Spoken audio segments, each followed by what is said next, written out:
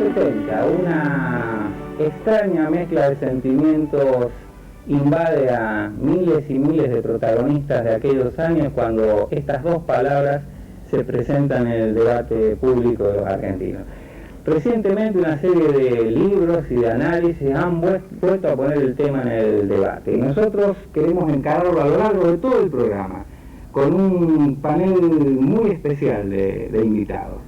En primer lugar, Juan Carlos Dante Bullo, es dirigente de la Juventud Peronista, asesor presidencial en temas de juventud del presidente Perón. Enrique Dratman, ex secretario de la Federación Universitaria Argentina. Y Juan José Canals, delegado gremial en aquellos años, delegado de Somisa, preso en Sierra Chica, entre paréntesis, junto con Dante Bullo en la etapa final del anterior gobierno democrático, y hoy invitado con nosotros a debatir este tema. Yo quiero decirles que paradójicamente cada uno de ellos hoy está ocupando posiciones importantes en los distintos partidos políticos que hoy protagonizan también el debate de estos años. Dante en el justicialismo, Dratman en el FREPASO y Canal, que fue secretario de coordinación del Senado y es dirigente de la Unión Cívica Radical. Dante, si no tuviera que señalar un aspecto positivo y un aspecto negativo de esta reinserción del debate de los 70, ¿qué elegirías? Como positivo, que fue y significaron los 70 una expresión de mayorías, de protagonismo y de búsqueda de una Argentina que tenía que edificarse en forma igualitaria y creciendo para todos.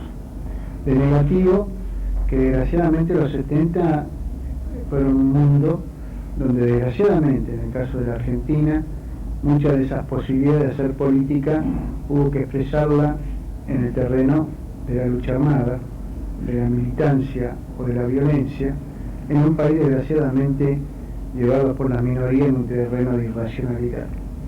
Y bueno, producto de esa desgraciada situación, tenemos la secuela de miles y miles de desaparecidos, la imposibilidad de haber edificado un mundo sobre el consenso en un momento en que la Argentina todavía estaba a tiempo de llevar adelante un proceso de integración real con el mundo.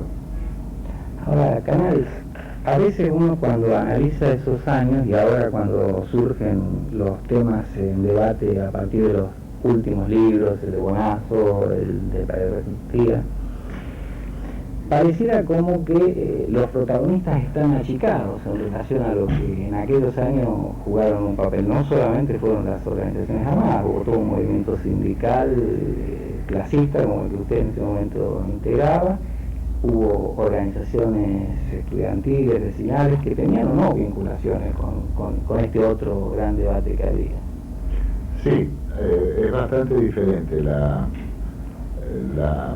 relación entre las organizaciones armadas, las organizaciones que hacían política pública, aunque a veces estaban interrelacionadas, lo que hacíamos sindicalismo, en mi caso el sindicalismo clasista, que en algunas de sus vertientes también tuvo vinculación con organizaciones armadas, y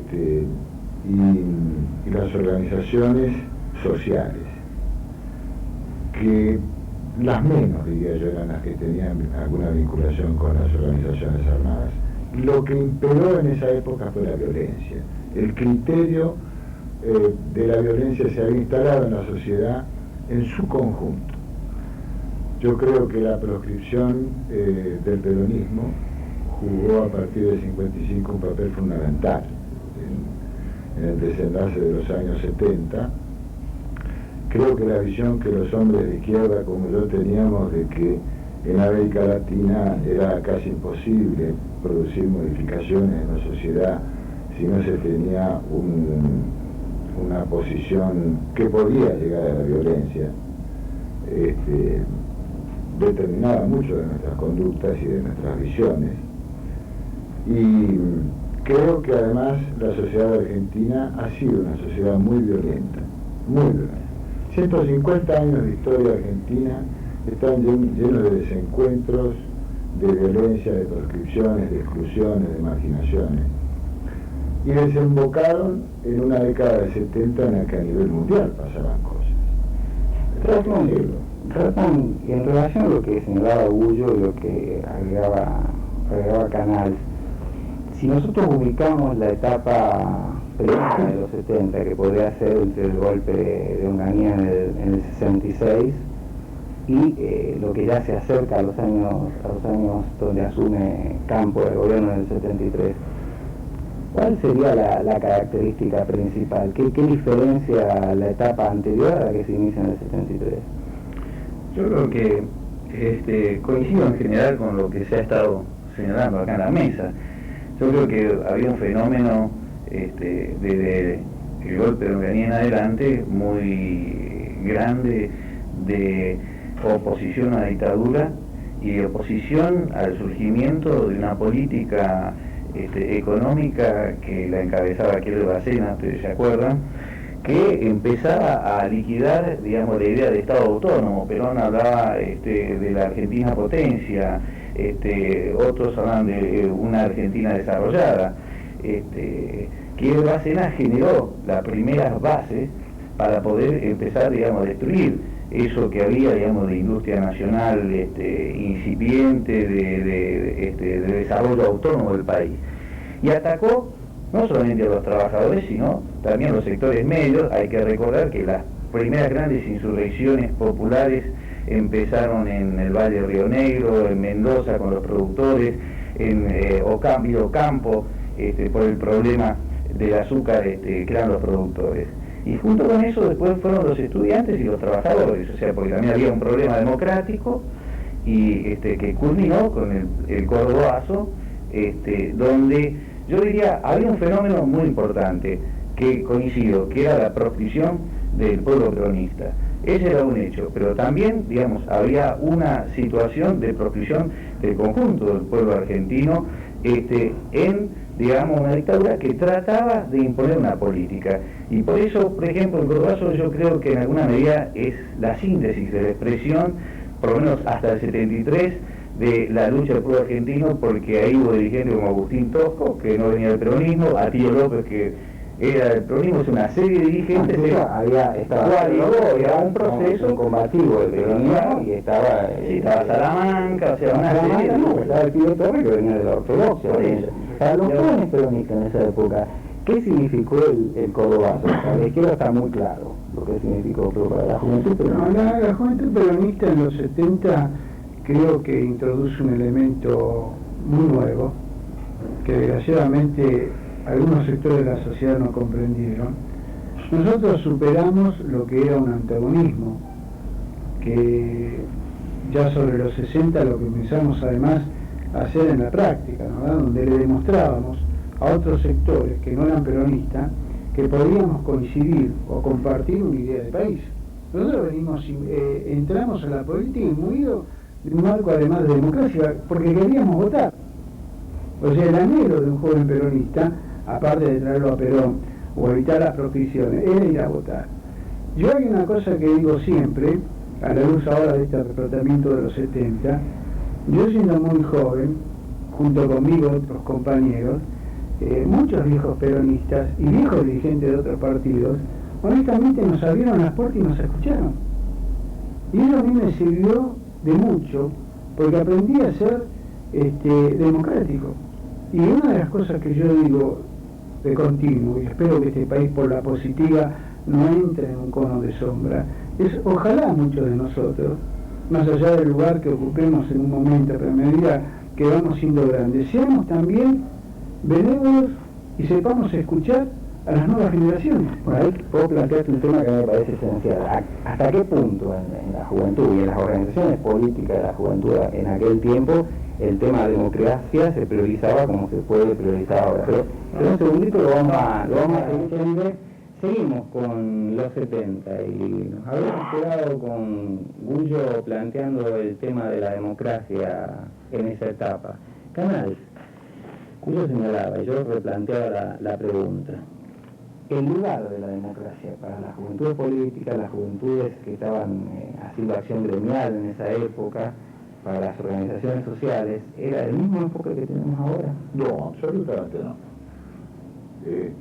Para mí sería muy fácil decir que sí, porque la historia escrita unos cuantos años después es más fácil, como ganar el loto el lunes.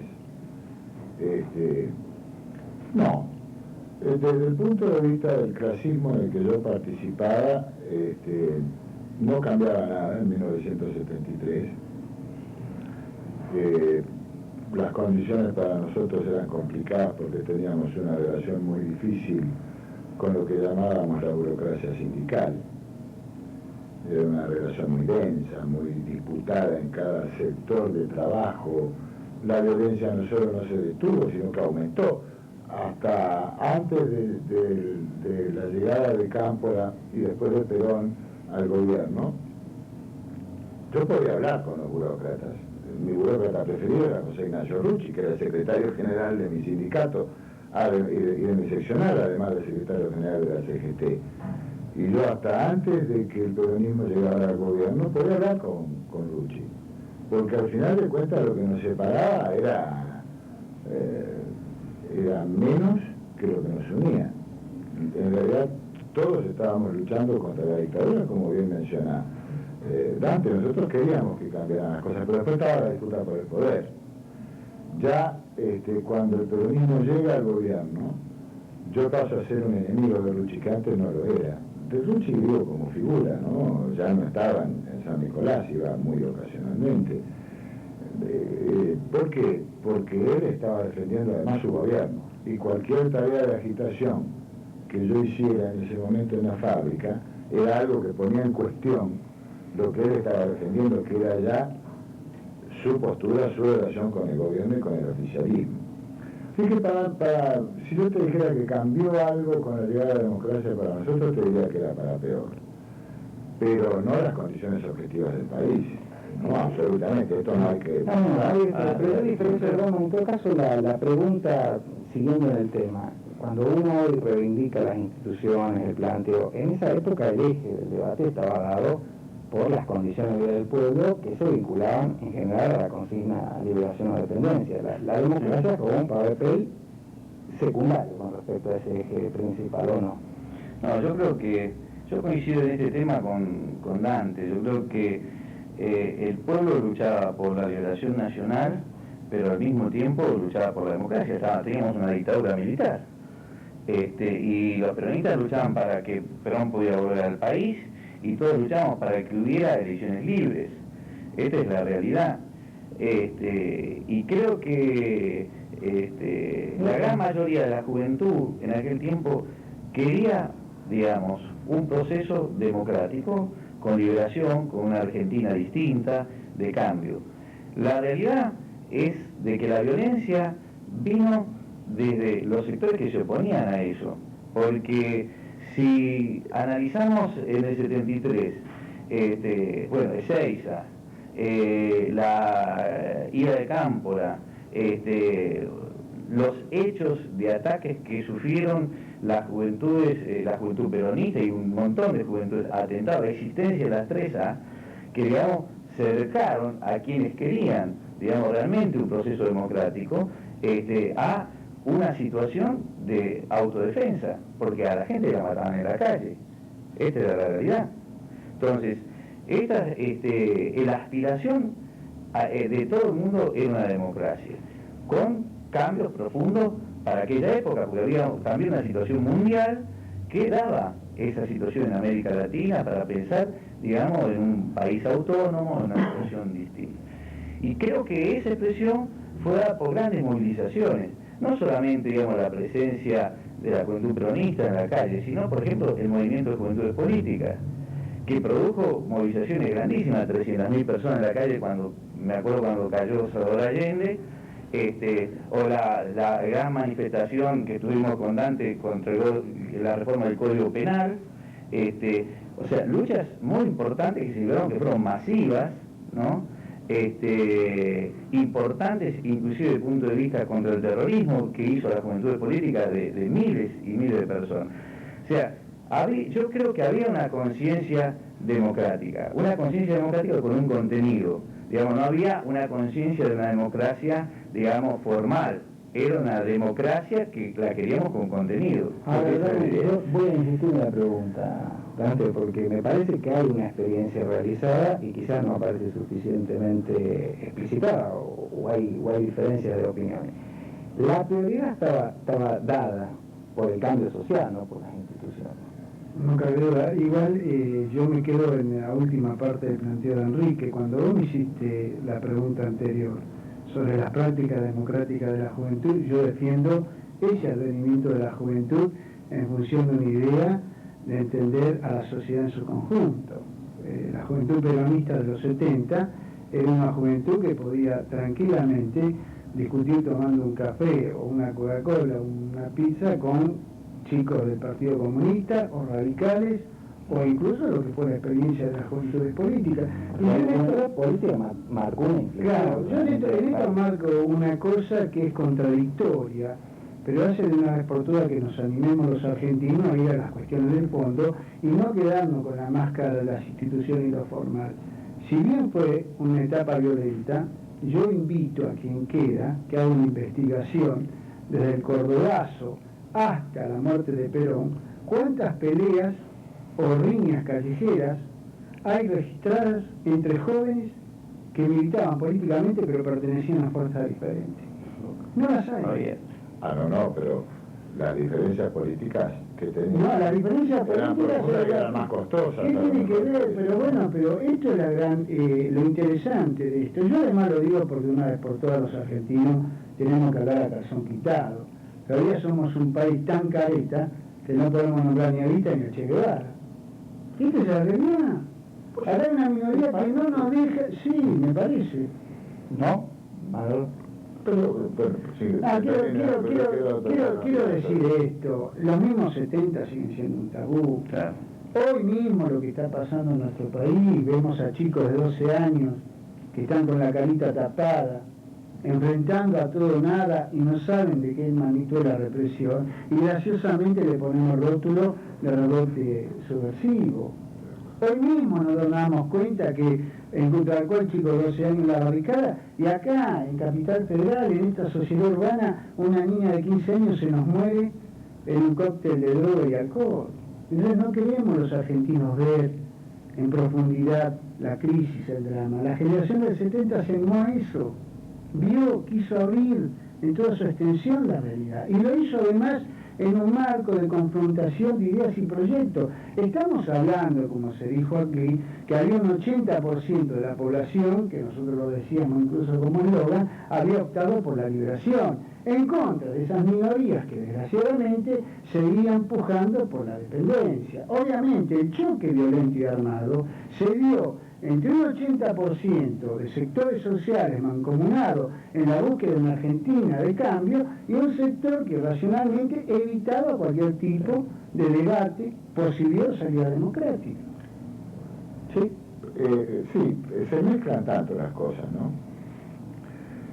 Es cierto que yo me podía encontrar en la calle, en mi pueblo, que es San Nicolás, que es una ciudad muy pequeña, y como ustedes recordarán y saben, de San Nicolás salieron importantísimos dirigentes del ERP, por ejemplo.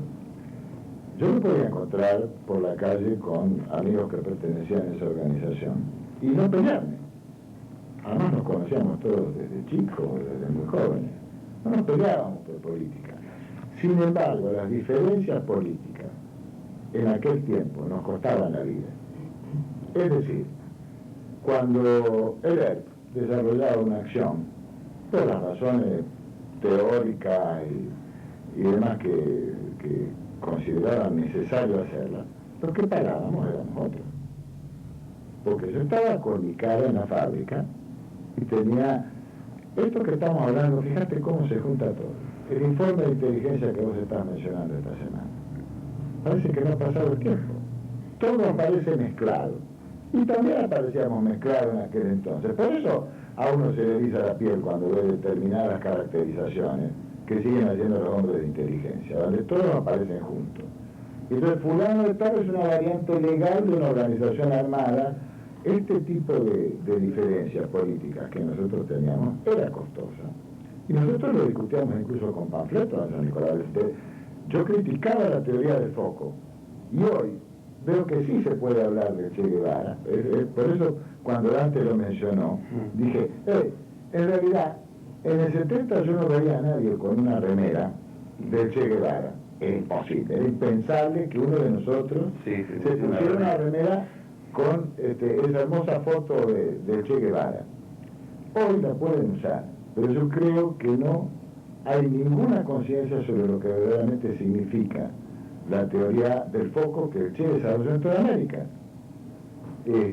Lo que ha quedado del Che, creo yo, es el abandono del ministerio, la magia del poder, allá en Cuba, donde todo el mundo supone que podría haber seguido rodeado de las comodidades que da el poder, y el desprendimiento de ir a la guerrilla en África, en América Latina, y morir como muere en Bolivia. En el medio, el Che Guevara fue muchas otras cosas.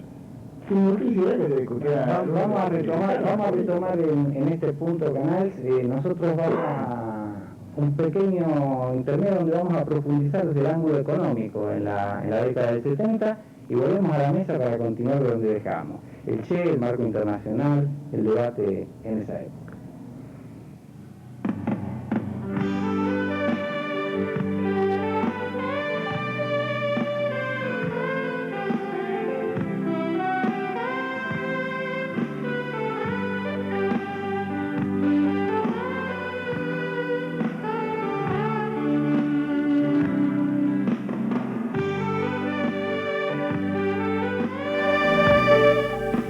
Con los 70 y mientras nuestros invitados políticos siguen debatiendo a nuestras espaldas, vamos a hacer una pequeña pausa para analizar los 70 desde el punto de vista económico. Esa época durante el gobierno de Cámpora y posteriormente de Perón, cuando la CGE, José Bergelbar, fue ministro de Economía, e intentó, ¿qué? Valle, intentó el último... Claro, intentó lo que en realidad Perón intentó lo que creo que fue el último intento de hacer planificación en serio en la Argentina. Hubo un acuerdo previo de los sectores en el cual se apoyó el plan, y creo que es un plan que para la época era muy avanzado. Fíjate que era un plan trienal. Claro, era un plan donde se establecieron las prioridades a partir de metas de distribución del ingreso, algo insólito para claro, visto desde hoy, claro. El objetivo de sido reducir el ingreso, y claro, que entre paréntesis está casi en el 50%. Y se estableció una restricción bastante importante en términos de inflación. El gobierno intervenía fuertemente. Y se establecieron cosas tan importantes como, por ejemplo, las exportaciones a Cuba. En esa época, la Argentina exportaba automóviles a Cuba. Y los acuerdos con los países soviéticos. Ahora, hay dos etapas, claramente. Una primera etapa que fue la etapa, digamos, romántica. Yo trabajé en el plan bastante. Ah, ¿te tocó trabajar? Sí. Creo que estuvimos alrededor de 2 meses sin dormir. La elaboración del plan se discutió con Perón. Él le dio todo el apoyo. Y después hubo que ir al interior a exponer el plan. Y acá, en el lugar que encontramos, la cosa no era tan armónica. Estaba la CGT, la CG, los gobernadores, que a veces estaban en contra o enfrentados con la CGT en varios de los casos. Buenos Aires, Mendoza, Córdoba. Imagino que Martínez Vaca... Bueno, todos los conflictos se volcaban en la mesa en el momento en que íbamos a poner el plan. Con lo cual la exposición terminaba generalmente en términos no técnicos. Pero me parece que para no desviarnos, en la historia de la economía de esa época hubo por lo menos 3 jalones importantes. El empuje con que se empezó el plan, la iniciativa de concertación, el acuerdo entre las partes, las metas con mucho contenido social en materia de educación, de vivienda, de distribución de ingresos, empleo, de ganar nuevos mercados.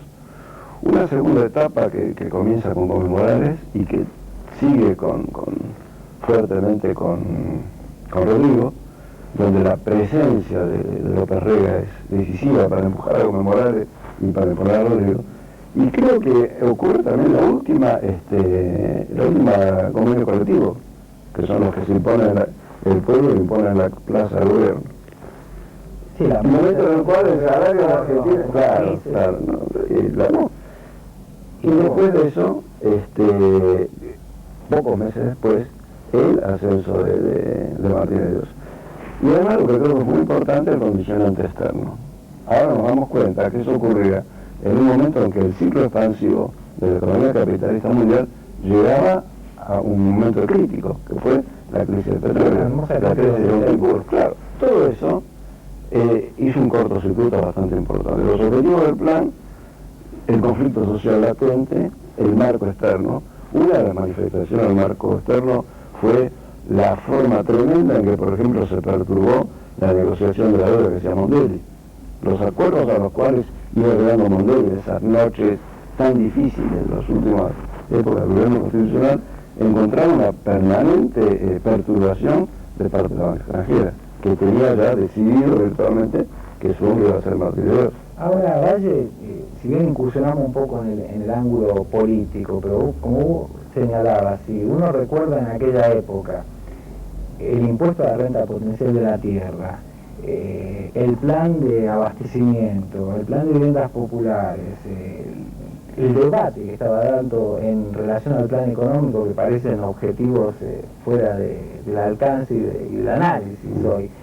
¿En qué medida la caída del gobierno peronista también tuvo el componente de la resistencia de los sectores que vieron perjudicados? Estoy hablando de la sociedad rural, estoy hablando del desabastecimiento que se aplicó. ¿En qué medida eso tuvo un peso? Yo creo, como te decía hace un momento, que tuvo una importancia crucial ese elemento. Creo que no hay que desdeñar la autocrítica en el sentido que el gobierno no advirtió cómo eran las condiciones externas. Ese cambio de las condiciones externas, donde se produce una retracción de las economías industrializadas y donde además hay un cambio en las corrientes de capital, porque es el momento en el cual se inicia un gran proceso de absorción de petrodólares por la banca internacional y de volcado esencialmente a los negocios financieros. Ese cambio yo creo que no fue adecuadamente percibido. Y creo que además era muy difícil en el marco de conflictos que se manifestaban en ese momento. Digo, la experiencia del contacto diario con gobernadores, con dirigentes sindicales, con dirigentes de la CGE, permitía percibir que el plan, con sus excelentes objetivos, tenía contradicciones con esa realidad y contradicciones con el marco externo. Y sin duda, los sectores de establishment ya habían decidido que la conducción de la economía tenía que volver a una persona que, como se dijo acá con mucho acierto, era la continuidad de Krieger en situaciones mucho más álgidas que principios de los 60. Como síntesis final, por sí o por no, aunque sea brevemente, pero aunque no es una pregunta para sí o por no, ¿podría decirse que el último intento serio con base social y económica de capitalismo autónomo fue el proyecto de Perón y el plan trienal, o el último fue el de Bienescum? No, yo creo que el último fue ese, que vuelvo a decidir que hay que hacer una autocrítica en cuanto a que no se apreciaron adecuadamente las condiciones objetivas que se dan en el mundo, y creo que sin duda el ensayo que hizo el doctor Bienescum era inviable en el momento en que se planteó, porque sobre todo no tenía la constelación social que tenía atrás de él. Y era real. Y el mundo había cambiado sustancialmente. Bueno, Héctor, te agradecemos. Nosotros, antes de retomar a nuestro debate acerca de los 70, vamos a nuestro columnista Julio Migliosi y volvemos. Seguimos con los 70. Usted recuerda que habíamos dejado en Canals, en la parte política, señalando o insinuando el marco internacional, tema que también hizo referencia Valle cuando hablaba del cuadro en que se desarrolló la política económica del gobierno de Cámpora y la primera etapa de Juan Domingo Perón. Bradman, en esa época los debates eran muy fuertes, pero yo no sé hasta qué punto en el análisis de la época que se hace hoy, el marco internacional que era decisivo en esa época se está teniendo en cuenta. Yo creo que, digamos, en aquel momento el marco internacional era un marco donde, principalmente en América Latina, ¿no?, había, digamos, un sentimiento de la gran mayoría de los pueblos de exigir un desarrollo de sus países autónomos frente, digamos, a situaciones que se habían vivido durante todo el siglo de opresión, de intervenciones militares, principalmente de Estados Unidos. O sea, había una situación en América Latina que generaba, digamos, una perspectiva de marco internacional distinto para, digamos, pensar, digamos, que América Latina unida podía pelear para, digamos, tener un desarrollo autónomo. Eso, digamos, era lo que, digamos, nos alentaba a todos, y por eso Perón decía, el año 2000 nos va a encontrar unidos o dominados. O sea, era un sentimiento de todo el mundo. Creo que, bueno, ahora el marco mundial ha cambiado mucho, porque vivimos un mundo globalizado, donde el problema del Estado-Nación es un problema que hay que, digamos, rediscutir, que es uno de los problemas políticos en la actualidad, ¿no? Ahora, con respecto a esa época, y ahí también le voy a pedir a Dante que incorpore como para ubicarnos. Yo decía, cuando señalaba que no se está ubicando precisamente esa época, por un lado estaba Argelia, Vietnam, China, había el nacionalismo árabe en el mundo. En América Latina, fenómenos tan complejos como el de Velasco Alvarado, Torrijos, Torres, en América, señalando incluso la incorporación de las Fuerzas Armadas a proyectos de intento de cambio autónomo. Desde hoy es difícil interpretar y ver los acontecimientos como se vivían en esa época. Sí, en un mundo que hoy, desgraciadamente, muchas de esas posibilidades se ridiculizan, ¿no? ¿Verdad? Cuando se habla del tercer mundo o no alineados. No alineados. Pero el movimiento de no alineados era una realidad que tocaba a grandes espacios de Europa y de lo que era en esos momentos el norte, y la casi totalidad del sur, los continentes que significaban América, África y Asia. Además, con todo un desarrollo de posibilidades de establecer un marco de igualdad en términos económicos. Es la famosa propuesta de la Carta Cibeles de los ciudadanos y los pueblos del presidente Echeverría de México. Con esa política hace incluso toda su campaña para ser el secretario general de la Nación en su vida. Y en América Latina un abanico muy rico, pero que apuntaba a la dirección que indicaba Enrique Nordá. En Chile democrática de Salvador Allende, con el socialismo ahí en la posibilidad de discutirse, Bolivia con Torres, la Revolución Peruana con incorporación masiva de sus Fuerzas Armadas, rompiendo además una política que era de sujeción a Estados Unidos y de imposición, porque por primera vez se establece desde Perú relaciones comerciales con la URSS, se equipan sus Fuerzas Armadas con tanques y armamento ruso. Torrijos, que bueno, desarrolla toda una propuesta de nacionalismo revolucionario a nivel de lo que era una reivindicación que ofrece al conjunto del continente como propia, que era la reivindicación del canal. México, que por primera vez estaba replanteando sus posibilidades serias de incorporarse a toda la región desde lo que era una unidad económica. Esto yo creo que es una de las etapas que desgraciadamente también han tirado para que no la abramos, porque si comparamos luego lo que pasó en el mundo, e incluso a nivel de lo que era el marco teórico que hablaba incluso el mismo Perón, de continentalización y universalización, creo que éramos hasta en esa necesidad de salir del estancamiento, su desarrollo, uno de los continentes que vimos elementos que hoy, bueno, estamos observando desde otro aspecto de la globalización, en la regionalización que se está dando, ¿verdad? En esto también creo que acá hay algo que es aleccionador. La juventud de esa época aprendió rápidamente la necesidad de romper ciertos esquemas y ver en sus iguales, en su realidad, las posibilidades de crecimiento. Para un joven argentino, cualquiera de su posición política, estábamos más cercanos a la Quiaca, a Bolivia, a Perú, a Venezuela, a Centroamérica, a México en posibilidades de desarrollo que como nunca se había imaginado y soñado. Pero además, como jóvenes argentinos, estábamos cerca también de entender que una relación con África, con los países árabes, que a veces nos permitían una nueva relación que estábamos dispuestos a entablar con Europa, vía España o Italia, en función de estos nuevos mercados, nos daban una posibilidad de crecimiento que yo creo que hoy estamos desgraciadamente muy apichonados y por debajo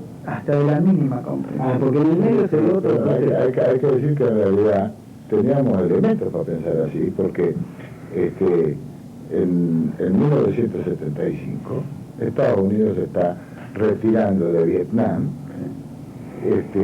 Cualquiera veía en televisión las imágenes de los helicópteros que eran tirados al agua. Eso fue en el año 75, estamos hablando del 73, con algunos datos que incluso lo nombró recién en tu panel de economía. La delegación empresaria que viaja a Cuba está conformada por casi 1.500 empresarios. Es también un hecho inédito. Y la delegación comercial que viaja a la URSS y a los países del este es una de las más numerosas que jamás han viajado desde la Argentina a buscar continentes y nuevos mercados. Ahora, ¿en qué medida Canal, así como eso alentó Vietnam, que toda la experiencia latinoamericana, en qué medida cuando empieza el proceso inverso de Estados Unidos y se van generando este cerco de gobiernos militares sobre Argentina, con Bolivia, con Uruguay el autogolpe, con Chile y Allende, ¿de qué medida incide ese cambio en la situación internacional negativamente sobre el proceso argentino? No te puedo hablar por todos, ¿no? Yo te puedo contar lo que yo veía en aquel entonces. Y yo sentía en aquel entonces que le podía hablar de tú a tú al poder. Y que le podía hablar de tú al poder en la Argentina y en el mundo. Por eso comentaba que el imperialismo, yo sentía que estaba en retroceso, que había que correrlos hasta abajo de la cama, cada uno como pudiera, y como le gustara y como prefiriera. Pero había una situación en la que, porque en realidad nosotros locos no éramos. Esto es algo que yo intento rescatar. Pasaban cosas que nos alentaban a pensar como pensábamos y a definirlo en larguísimas discusiones, documentos. Nosotros queríamos tomar el cielo por asalto, para decirlo poéticamente como el Che Guevara. Creíamos que todo era posible y eso me parece bien. Me parecía bien entonces y me parece bien ahora. El mundo se dio vuelta, esto es cierto. Yo creo que el poder reaccionó con una brutalidad extraordinaria porque se sintió amenazado. Y entonces no vaciló en arrasar donde hiciera falta con quienes pensábamos como pensábamos nosotros. Hizo lo que hizo en Chile. En la Argentina produjo un golpe de Estado en 1976, que aún hoy, yo coincido con Arte, no se quiere hablar de ese tiempo. Coincido con tu economista, que cuando dice,